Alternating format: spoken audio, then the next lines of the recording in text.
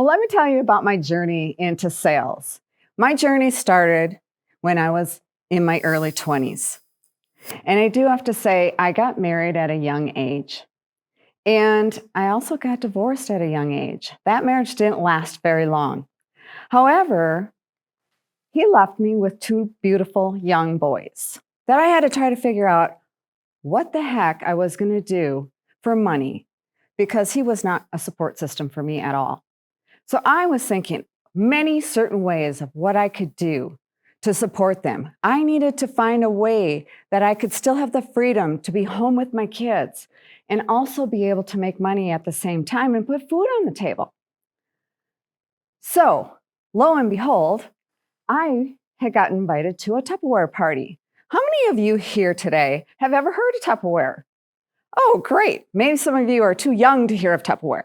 But let me tell you, when I went to this Tupperware party, I fell in love with the demonstrator that was there. She was on fire. She had so much energy. She was cracking jokes and just telling me how much of a fun time she was having.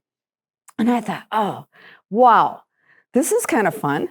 So she was up there and she was telling me, how she got into this business. And one of the things that she said was, you can earn money. And I go, oh, you had me there.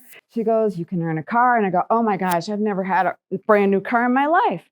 She also told me that I could build a team and go from there. And I thought, wow, earn some trips.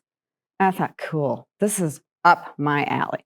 She was up there demonstrating. She's got these fancy little cute little bowls up there. And all of a sudden she starts fooling around with the lid. And I go, what's she doing? She goes, have you ever heard of burping a lid before? And I go, I have never heard of it. She goes, yes. And I go, why do you do that? She goes, to let the air out of the container. I thought to myself, if you can burp a lid, I could burp a lid. I jumped in with both feet. I built a team and I earned my very first car in less than a year's time. And you're probably wondering, how did I do that so fast?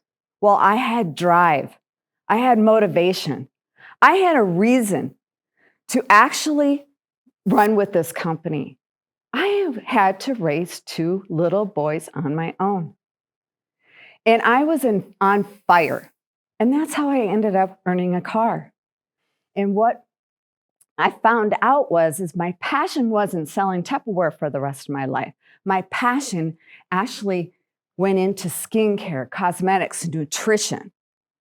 And it was amazing when I got into a different company, how I became a different person and how I enjoyed it so much that I just loved making women feel good, look good, and put themselves together in a way that just filled their soul and have the confidence throughout their life.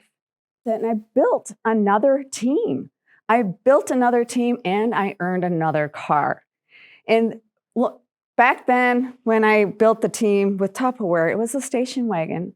And I'm going, well, like I said, we all grow up. And this time it was a Mercedes.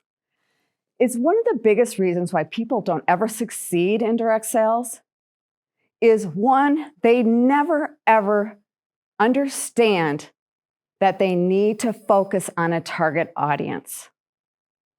When you get into direct sales, the first thing that they actually talk about is make a 100-name list.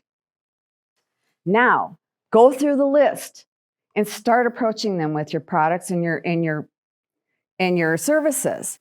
And then all of a sudden, you're done with your list and you don't have anybody else to go after.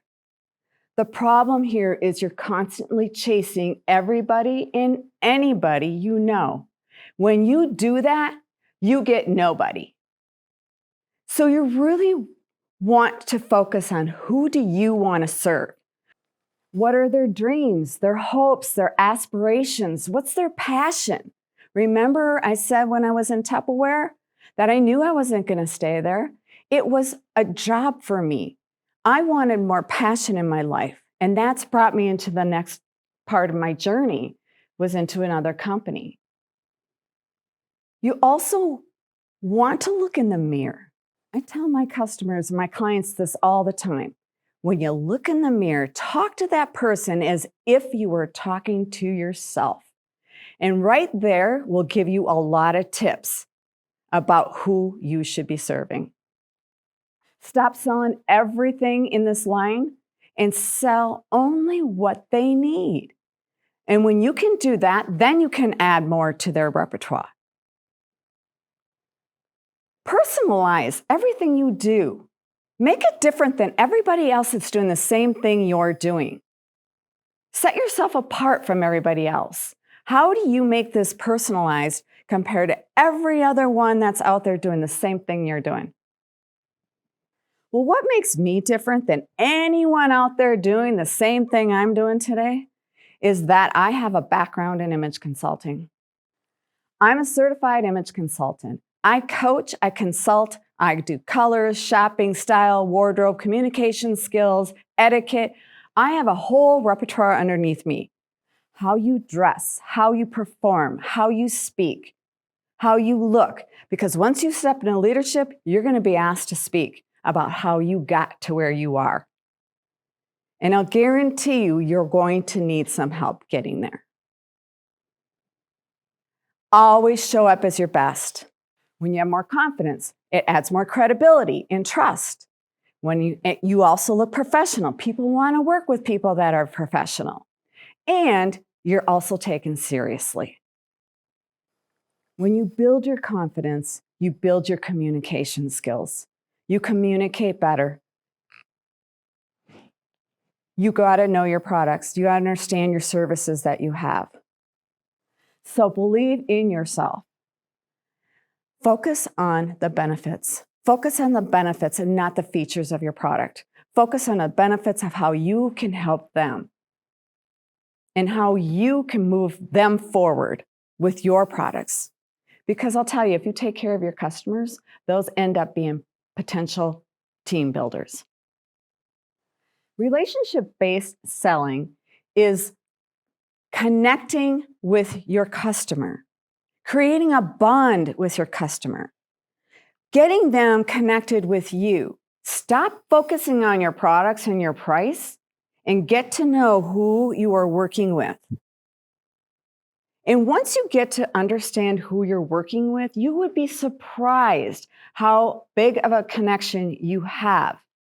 That is the number one thing that you should be going for, is to gain trust from your customers. Because trust is the bridge that connects your efforts to your customers' hearts. Trust is your superpower. When you have that trust from your customer, you have it. And I don't mean cocky, I mean you have it.